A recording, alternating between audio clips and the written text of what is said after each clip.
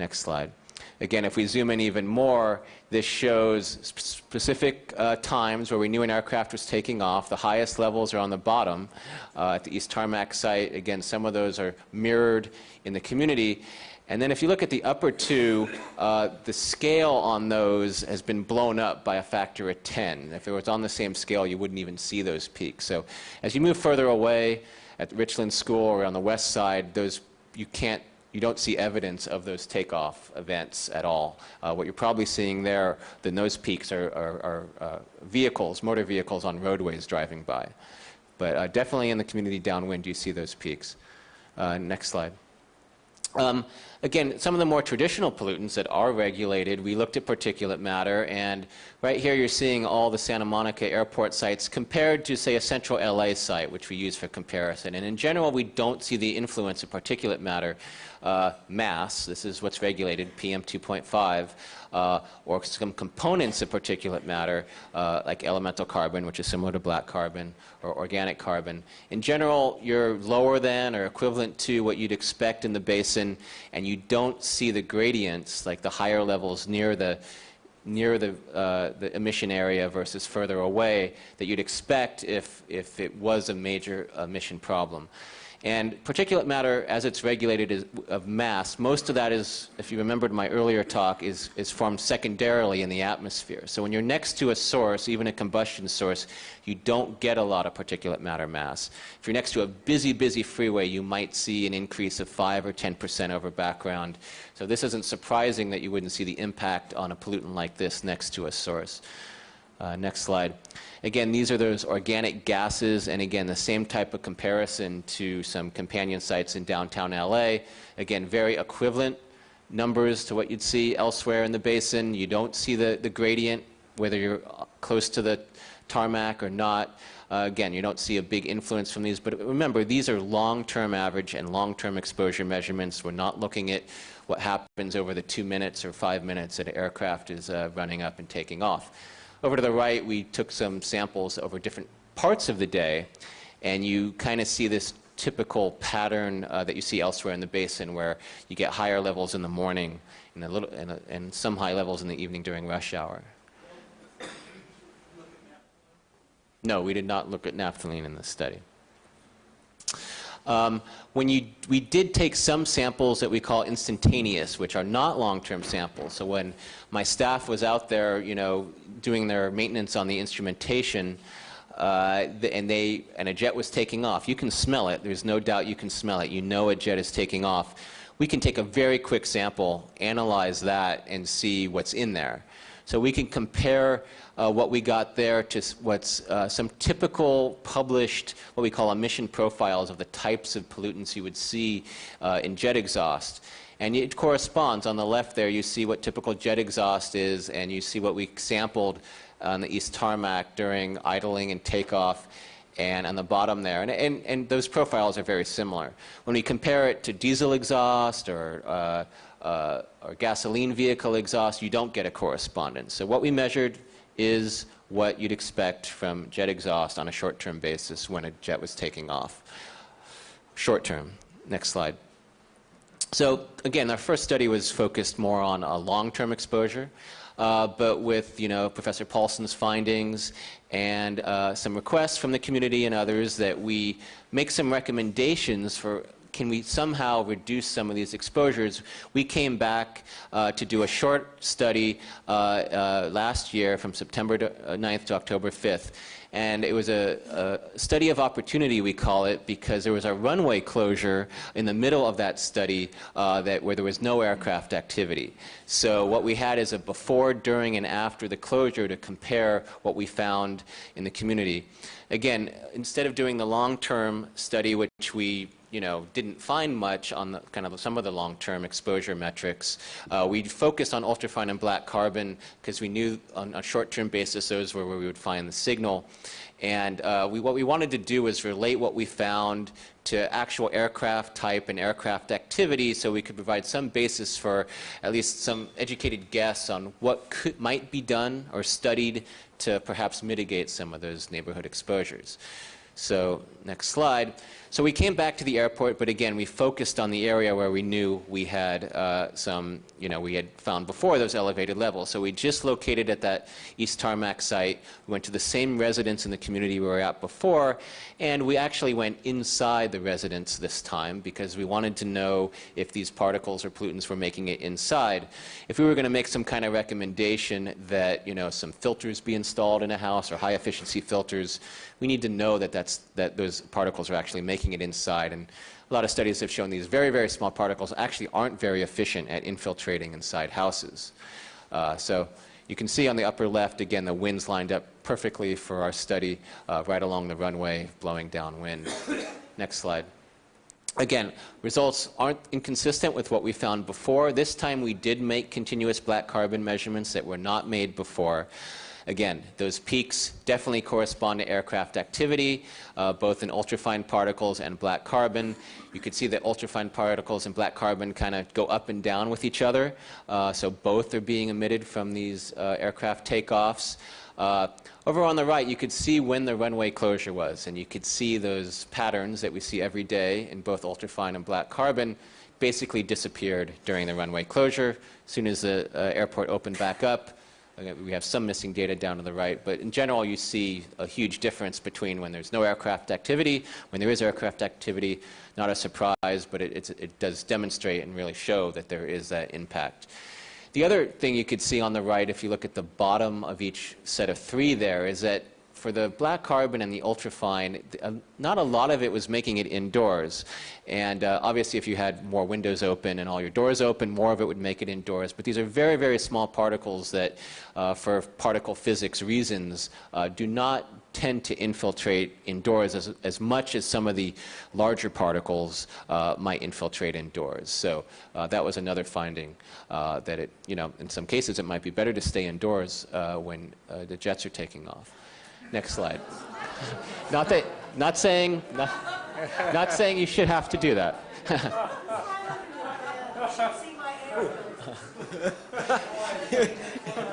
Okay, let me take my foot out of my mouth. I'm just showing the findings that, in case you were worried that even inside you're getting those exposures.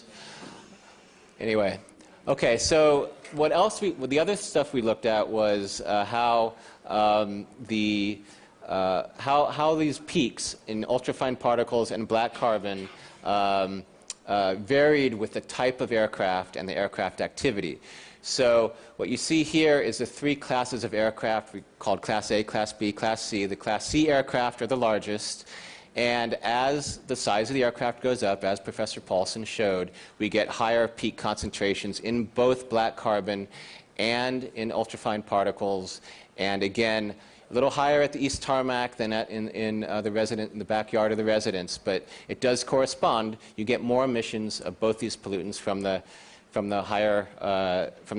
heavier aircraft with the larger engines. And you can see more or less that when you're next to the blast fence, you're about twice as high, more or less, than what you were getting about 300 feet away at the residence. Next slide. The other thing we looked at was different aircraft activities. So we kept very close track with the cooperation of the airport who collected this data for us, of taxi time, and then the first hold time, the last 2 minutes of hold time, which includes run-up, and then takeoff. So you can see that in this case for ultrafine particles, that during taxi you get the lowest emissions. During that hold time, it starts to go up. But it's really that last 2 minutes of hold time, which includes the run-up of the engines, where we saw pretty much the highest concentrations. And actually, during takeoff, they may, in some cases, drop a little bit, at least for the smaller aircraft. Another thing to notice in the far right here is that the takeoff, when the takeoff is occurring, that's when the engines are going full bore, and it's really blowing the emission, it's creating its own wind, basically. So that's when the concentrations at the blast fence are more similar to the concentrations in the residence, because the the particles are moving really quickly towards the residents before they have a chance to dilute and disperse. So that last column shows a greater similarity between the two concentrations at the two locations. So while at the tarmac, say for the larger aircraft, as you move farther away, you know, it may drop off during takeoff for the, because of that effect, they may actually increase for takeoff for the larger engines in the community.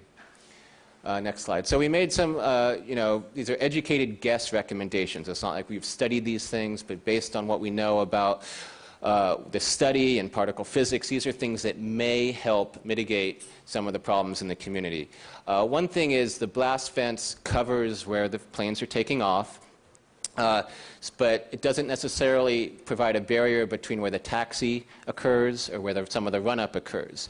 To the extent you can deflect some of the emissions, perhaps increasing the width of the blast fence, you probably can't increase the height because of safety reasons, but that's one thing to look at that might have a beneficial effect. I know when the blast fence was put in many years ago, that had a beneficial effect, at least from what I've heard from the community, the blast fence that exists today. We found that the holding times were some of the times that had some of the higher emissions. So the extent you can reduce those holding times and reduce the run-up, that could be helpful as well. Maybe there's a way to redirect that exhaust from the pre-flight run-up and test. Maybe, you know, if the engines weren't exhausting towards the community at that time, it can provide some benefit. And then again, we found that the larger commuter planes, the Class C, were responsible for the majority or the highest level of emissions. And if there was any way to do that, I know there's complications with that, you know, that would potentially reduce exposure. I think that's all I had, so I'd... Thank you.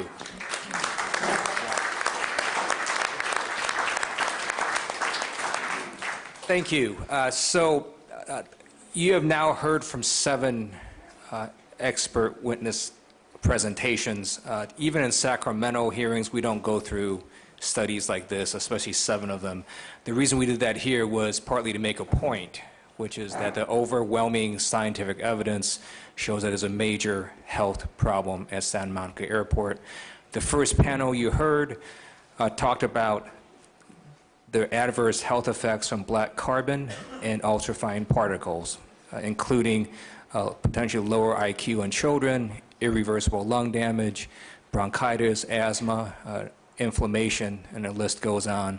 The second panel then presented multiple studies showing that, in fact, you do have elevated levels of black carbon and ultrafine particles near and around Santa Monica Airport. And then the third panel we're going to hear from now is going to talk about actual community effects. These are people that live near the airport and are experiencing what's happening to them. So thank you for this panel. Let me ask if Bill has any questions for the panel. No, this is great. Move on. Thank you. So the next panel we're going to call, we're going to have a presentation from the Santa Monica Airport Ad Hoc Committee of the Venice Neighborhood Council. The witnesses include Mindy Taylor-Ross, Kathy Levitt, and Laura Sagali. Salaji. And then we'll have a presentation from Concerned Residents Against Airport Pollution, Marty Rubin. Testing.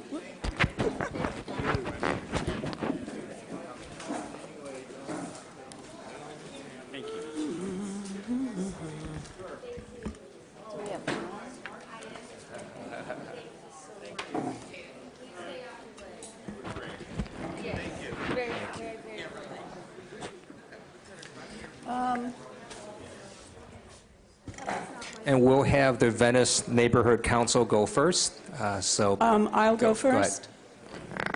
That was Mindy's slide. Mine was just the people going underneath the purple. That's okay. You can leave that up too. I don't care. Okay.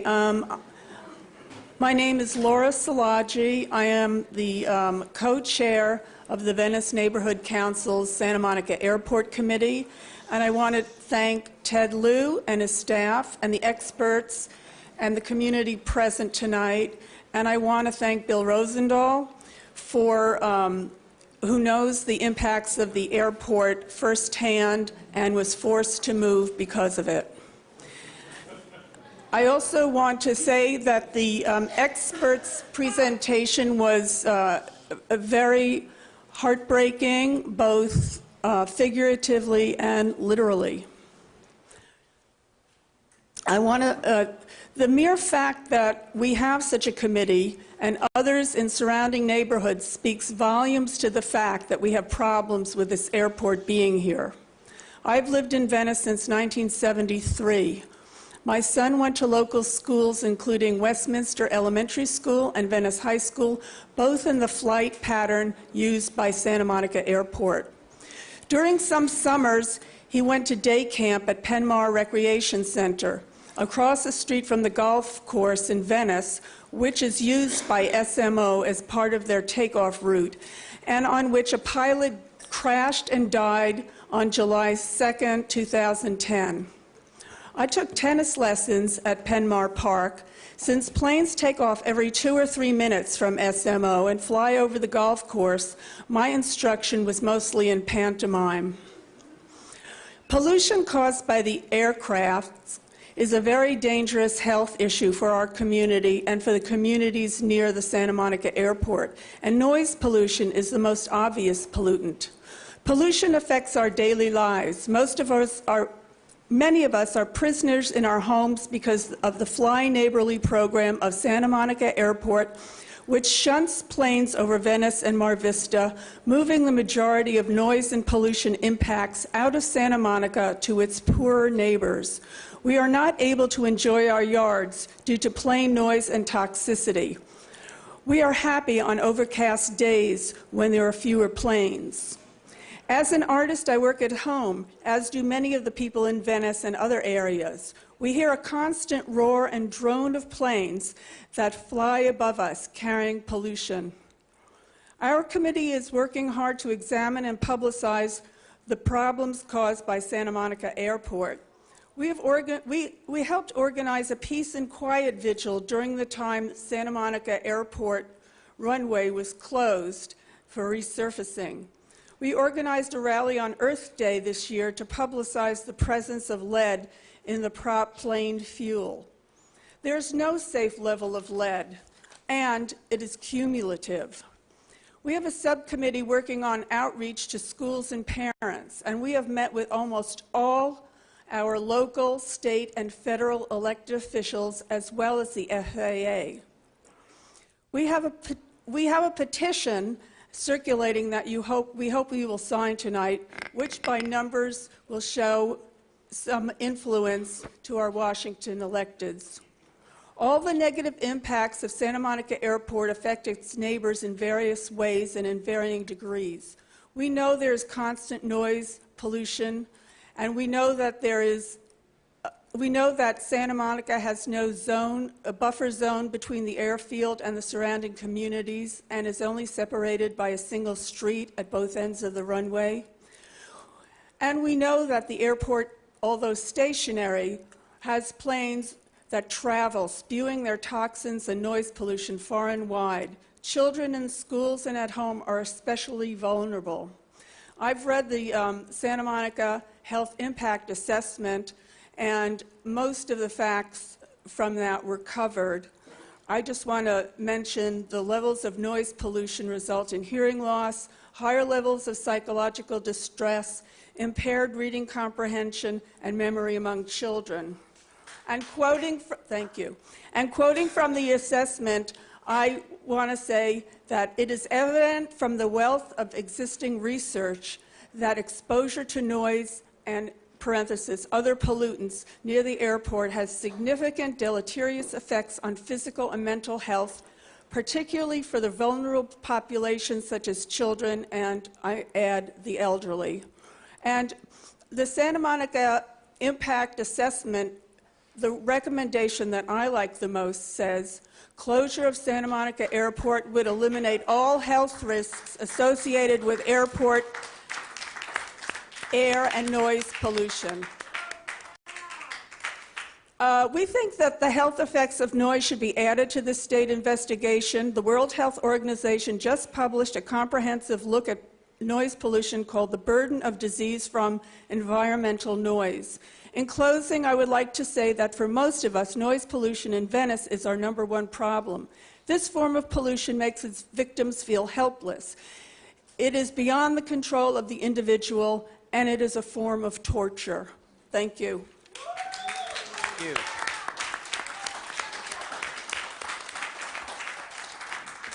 Thank you. And we'll have our next witness. Hi, I'm Mindy Taylor Ross, a 40-year resident of Venice and a founding member of the Venice Community Coalition. I'm a prior officer of the Venice Neighborhood Council and a member of the Venice Neighborhood Council Santa Monica Airport Ad Hoc Committee. I want to thank Senator Ted Lieu and his staff and Council Member Bill Rosendahl and the expert speakers and community members here tonight. The negative impacts to the communities of Venice, Mar Vista, and West Los Angeles immediately surrounding the Santa Monica Airport, hereafter referred to as SMO, have increased over the years due to increased flight school operations and the introduction of high-powered jets in the early to mid-2000s. Although Santa Monica Airport has been at its present location since 1917 and is the oldest continuously operated airport in Los Angeles County, a community has grown up around SMO, and the airport is unable or unwilling to mitigate the damages to the community's health from operations at SMO. Santa Monica officials realized the danger of the airport to the health and safety of area residents in the 1960s and tried to impose restrictions and a total ban on jets, which was challenged in court by aviation advocates and the FAA, who were successful at overturning the ban in the 1970s. In 1981, the Santa Monica City Council voted to close SMO, quote, when legally possible, unquote. This resulted in a lawsuit by the FAA, which agreed in 1984 to continue operations with only noise mitigation. During this time period, Venice was a depressed community with little resources to defend itself. The damages due to the proximity of SMO to the immediate community include, but are not limited to, ultrafine particulates that get lodged deep in human lungs that are 600% above area background levels at SMO. SMO lead concentrations are higher than area background levels, and SMO noise levels are above Federal Aviation airport limits.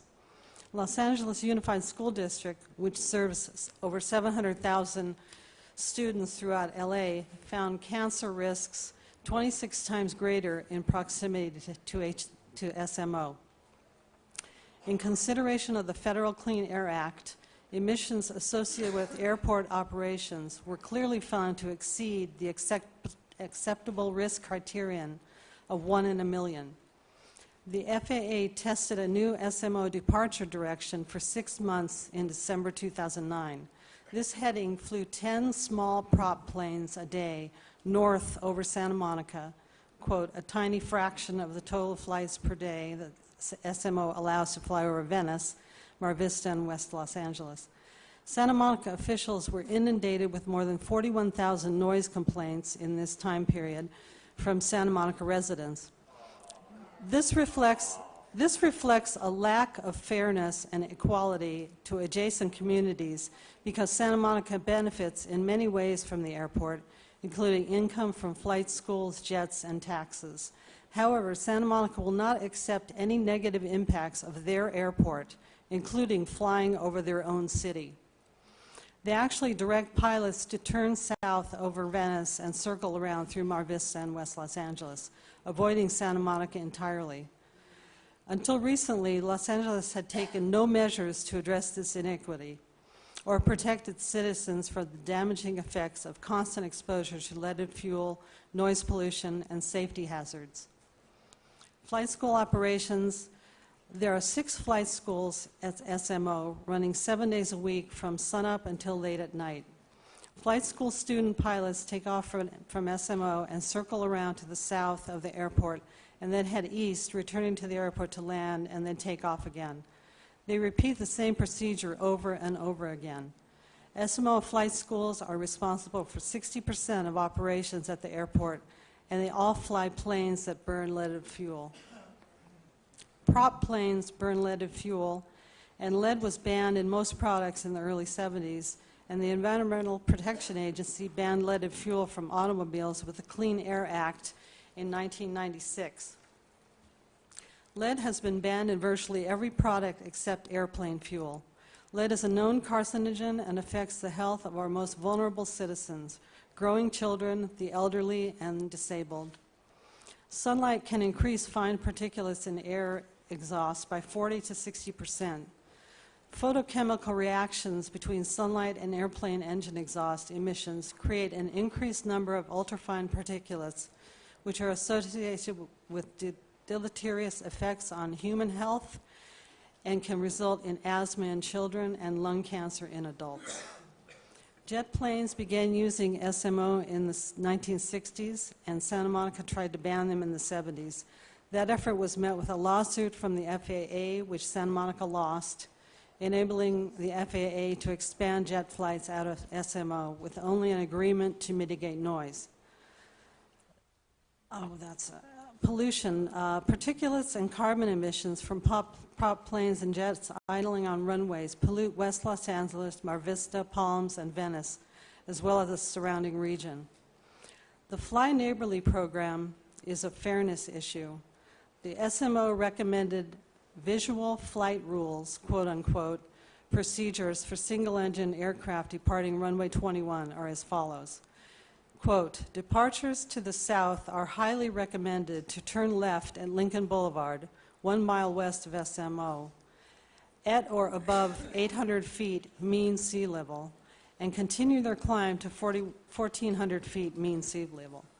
This so-called Fly Neighborly program basically directs SMO's departures to the west over Venice, and thus avoids disturbing Santa Monica residents. I ask you, how is this neighborly? Thank you. Thank you.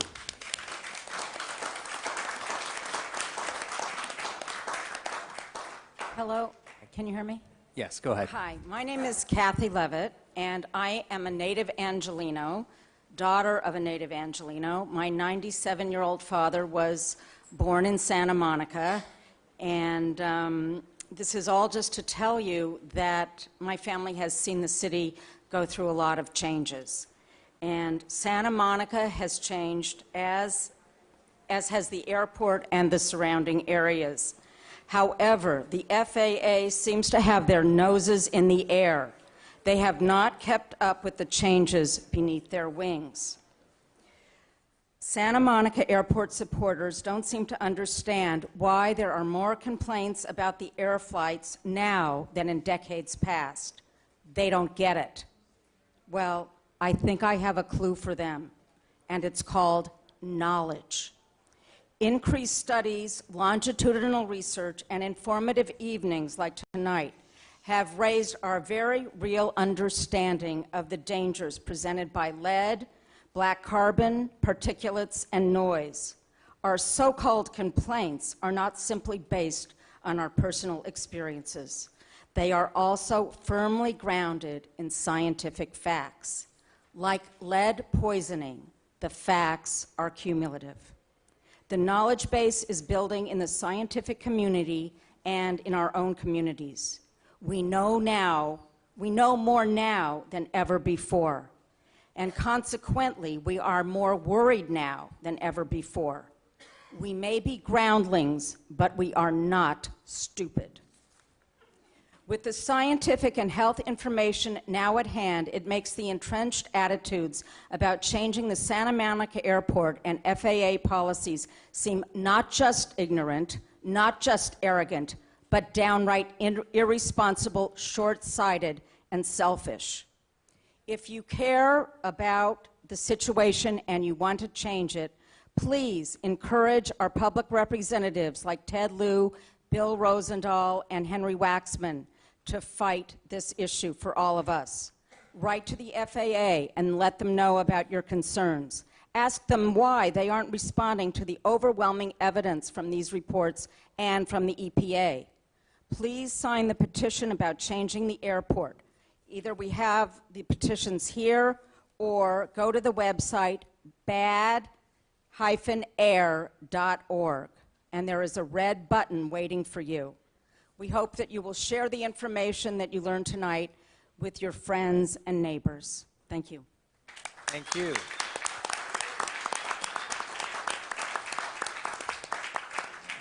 Thank you, Laura, Mindy, and Kathy, for testifying and for your activism, and I look forward to working with you.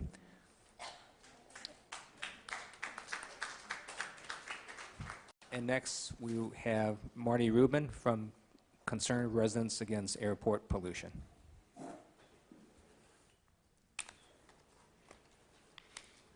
Yes. First, I want to thank Senator Liu for your continued efforts at the state level to address the concerns of Santa Monica Airport's surrounding communities regarding Santa Monica Airport's negative air quality impacts. And I want to thank Councilman Rosendahl. Likewise, Senator Liu on the state level, Councilman Rosendahl locally. I want to thank everybody that's come out to be supportive of efforts to address these critical concerns. Exposure to air pollution from Santa Monica Airport. Is it a public health crisis? Should the neighboring communities be concerned? Strong odors made residents aware of the jet fumes.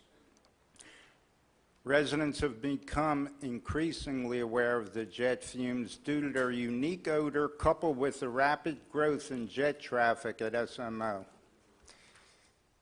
90% of the time, ocean air currents from the west carry, we've seen this stuff, I'm repeating. I mean, the wind curves, they take the ocean currents in, the area in Northwest Dale, just east of the airport, is the primary recipient. So we can go to homes are less than 300 feet from jet blast. We've seen some photos of that. This is very interesting that in 1989, there was an interdepartmental memo between the U.S. DOT and the FAA that warned that sensitive equipment and personnel should not be within 300 feet of jet fumes due to deleterious and dangerous health effects. The fact that there existed homes on both sides of the runway situated less than 300 feet from the jet blast was not even taken into consideration. Here you see a view of the west side of Santa Monica Airport. Shows Santa Monica homes less than 300 feet from the, and by the way, you see the white area there at the end of the runway is where the jets blast off from. They need the whole runway to blast. That's it. There is no buffer zone. So the next slide shows the east side airport. Homes are actually a little bit closer from that blast area. And the yellow line there, that's actually the border of Santa Monica and Los Angeles. So there's an area of the airport, ironically, where the jets blast off from that's situated in the city of Los Angeles. Now, we heard about from Dr. Freunds that the closer you are to a source, the greater the pollution. So in this next video,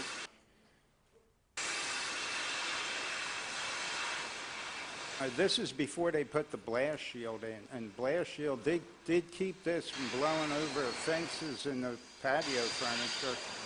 This video was shot in 1995. I guess they forgot to tell him not to dig Coldest bricks.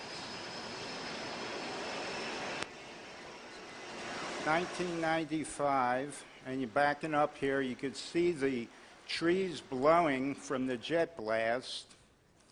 And there's two homes. This is shot from the second home of the Virginia Ernst resident. Thankfully, she has this video to document this, because if a picture's worth 1,000 words, you can imagine how many words that's worth. And it's located, this area is the location of the area that has the measured, from all the science we've just heard about today, the highest levels of air pollution in all the categories, including lead, ultrafine particles, and black carbon. Now, that was 1995. What has happened since air pollution concerns were brought to the attention of the public officials 16 years ago? Well, jet fumes continued to increase. Santa Monica Airport's the busiest single runway general aviation airport in the country. Jets wait and hold lined up for extensive lengths of time. These short-term exposures are extreme. Peaks of 1,000 times normal ultrafine particles, 200 times normal black carbon. I think Dr. Freund's report shows the tremendous concern that the residents should have with regard to ultrafine particles. The graph, this is a graph of the jet growth, and this graph up front shows it a little better. The great increase in the jet traffic at Santa Monica Airport. I want to refer to this a little later on again. Next slide. The piston aircraft at SMO use leaded avgas. We've heard about this too. The exposure to lead, even small amounts of lead, has an adverse health effects. No safe level, as was pointed out. Highly toxic. Pediatrician talked about all the potential harm that lead could do.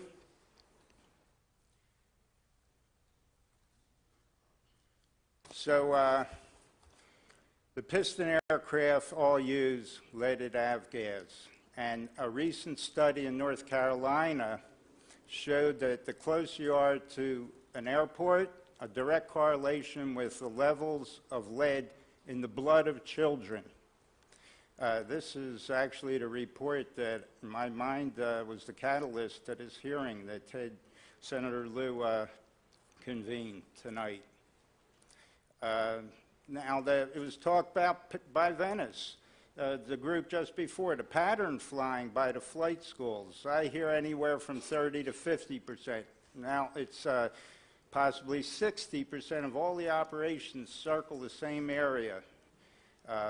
South of the airport, away from Santa Monica, which is true over Venice, Mar Vista, and West Los Angeles, and they all burn leaded aviation gasoline. I'm not sure if the EPA model took that into consideration, but I'd be interested in that. The air quality studies regarding Santa Monica Airport, as Senator Liu pointed out, there are seven studies in 11 years, 4 in the past 2 or 3 years. We had the Bill Piazza with Los Angeles Unified School District Risk Assessment, which was the, I believe, the only health risk assessment. The UCLA was a health impact assessment, and it showed significant cancer risk in the downwind community associated with SMO's aircraft operations. John Freund's talked about a study by Ping Ho's son, Jake Block, a science project by a 7th grade middle school student. And what was important about that, or unique, it was an eye-opener to those who always said you can't separate the source of the pollution. They said you can't tell if it's coming from an automobile or a jet. Well, a 7th grader did it, maybe with the help of John Freund's and all, but it really opened the eyes up. Then there was the fantastic study in 2009 by UCLA's Department of Atmospheric and Oceanic Studies that Suzanne Paulson reported on. This was the first real-time study with monitors that used state-of-the-art monitoring equipment, and it put air pollution at Santa Monica Airport on the front burner. The graph shows, this is what Bill Piazza's risk assessment showed. The black first line is just piston aircraft, and the blue line further out is the baseline of what was going on, and the red line was a predicted growth of jet traffic at the airport, which they said would stop at would level off at 10,000 total operations. Next. Well, the 10,000 is the red area. Now, you could see where the jet growth went after that, almost doubling in 2007. What cancer risks were there when the jet traffic was at 18,700 or 500? So,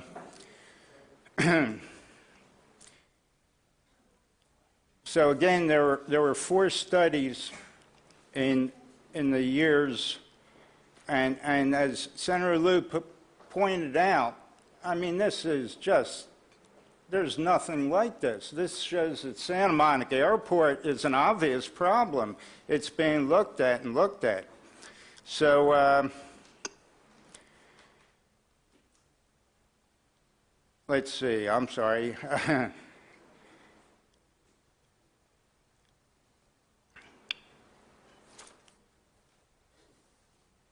Okay, next. Oh, one other thing on the AQMD's last study there, when the airport was closed down, and it showed that the difference in the downwind pollution before and during the airport was closed for runway repairs. I don't think that there should be anybody in the aviation community that can compare automobile traffic to the pollution coming out of a jet with those results. Okay, what about the airport neighbors? Santa Monica Airport neighbors are being exposed to a toxic soup of air pollution from private and corporate jet traffic and from lead in piston aircraft aviation gas. To date, there is no investigation into what the negative human health effects are from these huge short-term exposures to jet fumes. We've heard about how the studies of long-term cancer risk are known, but there's no real focusing in on what these short, huge bursts of pollution can do to human health. And I just wanted to then go into, we met with a jet fuel toxicity expert who studied with the Air Force for 20 years, Dr. Mark Whitten, professor of pediatrics and director of the Lung Injury Laboratory at the University of Arizona College of Medicine. Published, written a book, Jet Fuel Toxicology. He sent a statement that in his 19 years of jet fuel research for the U.S. Air Force, I only dealt with uncombusted jet fuel in my exposure models. There are 2,000 different constituents in uncombusted jet fuel, including benzene and naphthalene, the ingredient in mothballs that gives them their smell, that have been linked to cancer. I have no estimate how many different toxic constituents there would be in combusted jet fuel. The combustion products of any burning substance, i.e. cigarette smoke, are filled with a huge number of oxygen radicals that are well known to be harmful to living tissue. For example, it is estimated that one exhaled breath of cigarette smoke contains 1 million oxygen radicals. He goes on to say, I cannot imagine what an idling jet engine would be emitting every second in terms of oxygen radicals. However, my best estimate would be in the hundreds of billions of oxygen radicals. This is someone who's an expert in jet fuel toxicity.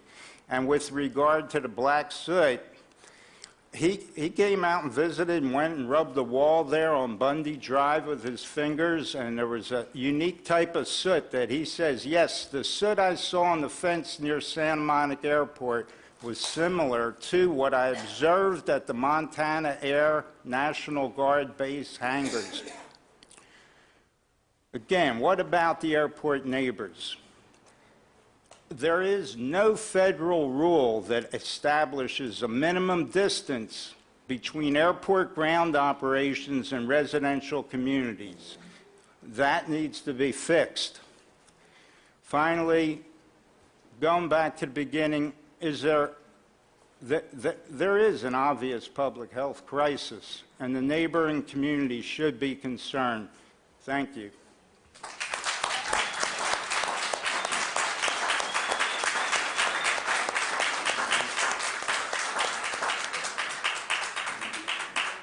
Thank you, Marty. So that concludes the formal presentations we have, and now we open this up to public testimony. Because of the lateness of the hour, I'm going to limit the testimony to 2 minutes per person. If you want to speak, you can go to that microphone and speak. We also will accept electronic communications. Again, the website is air.senate.ca.gov. And if you want to speak publicly, please go ahead and give us your name and place My name of is residence. Lise Kral, and I live at 724 Millwood Avenue, Venice. I've lived there for 20 years, and this is a video of my house, my backyard. My daily exposure to the airplanes.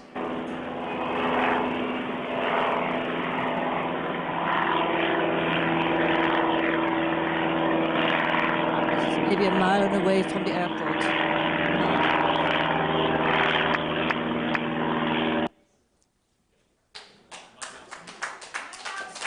This is a mile and a half away from the airport. And I'm here to expand your idea of air pollution. Noise is in the air, which makes it a form of air pollution. It is emitted just like carbon. In research I did about noise pollution, aircraft noise was usually mentioned first, not because of alphabetical order. It was first before railroads, trucks, buses, autos, and motorcycles. Noise was recognized as a controllable pollutant. In the United States Noise Control Act of '72, funding cuts led to negligible enforcement. In an urban environment, of course, we all agree to put up with certain levels of necessary noises. But the extremes are hard to bear. Like, for instance, the leaf blowers banned in Santa Monica because they cause both air and noise pollution. When I got my pilot's license, my instructor preferred the Hawthorne Airport because the training area was safer and less invasive in a more industrial area. Now I live here in Venice, and I'm constantly a victim to not just the fear, but the noise pollution of these training pilots in a large residential area. Not only are they dangerous on several major levels, the crashes too recently, the lead still in the fuel, the practicing of stalls over my home, which you saw, but they are also destroying my peace and quiet with their noise. These little planes are really noisy. I live quite a distance from the airport, by Abbot Kinney and Palms. But very often we cannot even talk in our own backyard when we have friends over, or even just talk on the phone, or even just to each other. And the other day, my partner was very ill for 4 days. Indoors, even with earplugs, the noise from the planes would allow no sleep or rest. And besides, we don't all live with the TV on all the time. This happens on their whims, from 7 a.m. to 11 p.m. I can only imagine the terrible effect on residents closer to the airport. I am against this airport also because Santa Monica gets all the revenue and we get all the pollution, noise and fear. Let them fly over Santa Monica. If only those pilots could sit in our garden while they fly over and over and over again. Right now, it is quite sadistic. Thank you. Appreciate it. Go ahead. Hello, my name is Michael Kent, resident of Santa Monica. I was hoping that this was going to be a little bit more of an educational seminar, not one that is slanted at just simply closing the airport. For instance, the mouse studies that Dr. Fines presented indicated that there was 5 hours of ultrafine particles being subjected to that mouse for 3 weeks. I spent 2 hours in my car today, 45 minutes in congestion just getting over here, subjecting myself to ultrafine particles.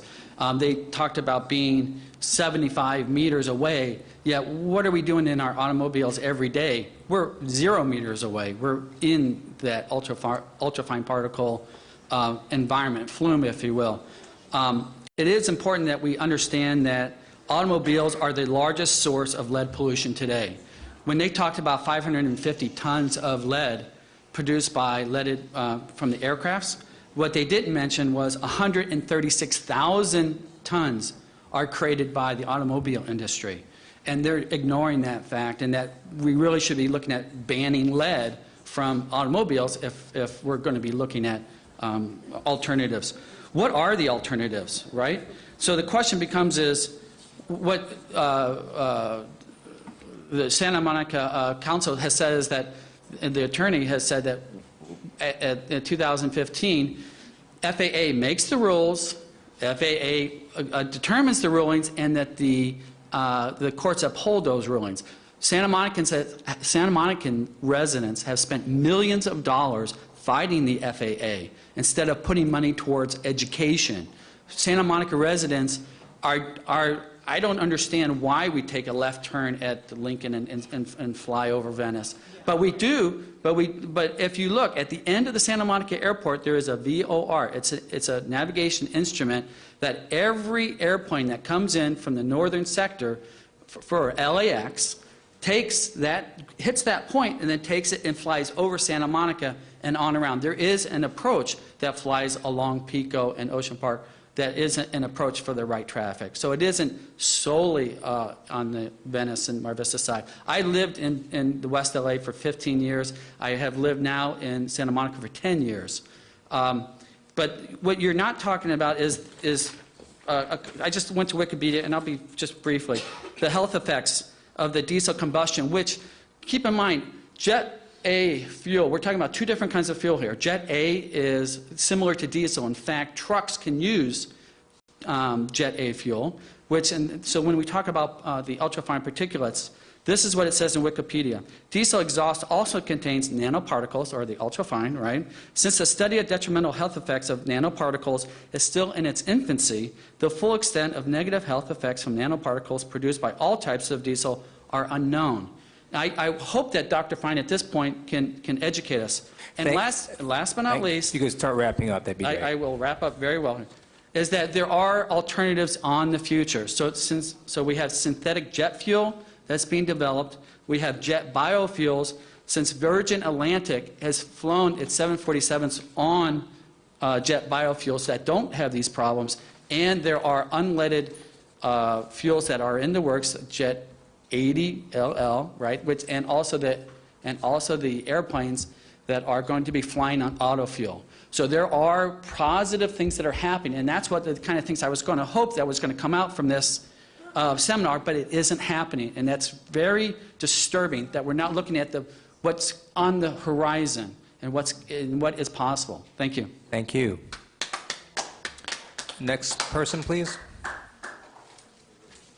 Hello, I'm Walt Davey, and I've, as a pilot, flown out of Santa Monica since the early 1970s. And I have to say that I am probably the only person you've met that's flown out of Santa Monica Airport lead-free.